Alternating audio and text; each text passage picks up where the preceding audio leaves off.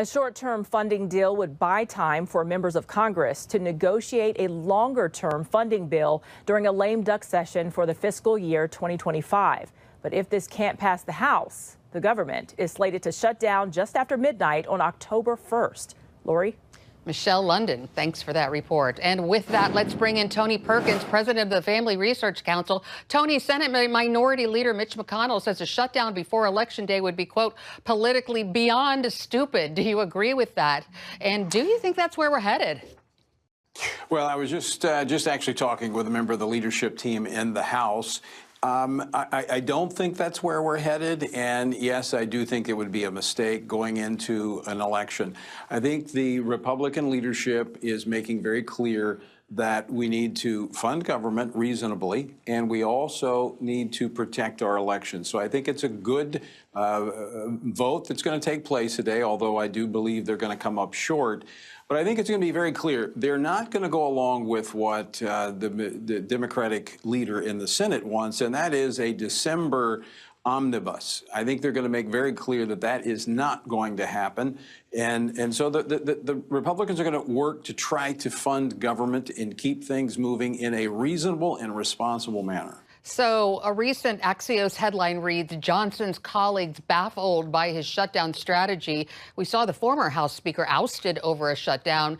Do you think Mike Johnson could be facing trouble? No, I don't think so. Here's the situation. So he's one of the top concerns of voters is the fact that there's been irregularities in the last election. We have a flood of illegal aliens that have come into this country, and we know that some of them have voted in elections in past elections. So they're trying to protect that. This is a legitimate issue. As you played in the clip a moment ago, the House has voted on this, and they passed it to the Senate. But the irresponsible leader in the Senate is not even giving that bill a vote. So there's not even a vote taking place in the Senate.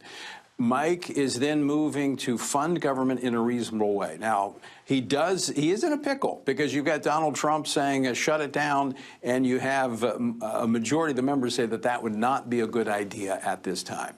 Interesting vote this week on Capitol Hill. The Senate Republicans blocked legislation that would provide protections for in vitro fertilization. In an election year with so much emphasis on reproductive health care, was blocking the bill the right move? Well, if it had been a bill on IVF, this was more of a schematic for Frankenstein. This would have allowed human-animal chimeras. This would have been multiple person embryos. This was experimentation. This is stuff, some of that was contained in that bill is presently illegal. So this was not what it appeared to be. This is how radical the left has become on this issue. They're just looking for any messaging bill that they can find.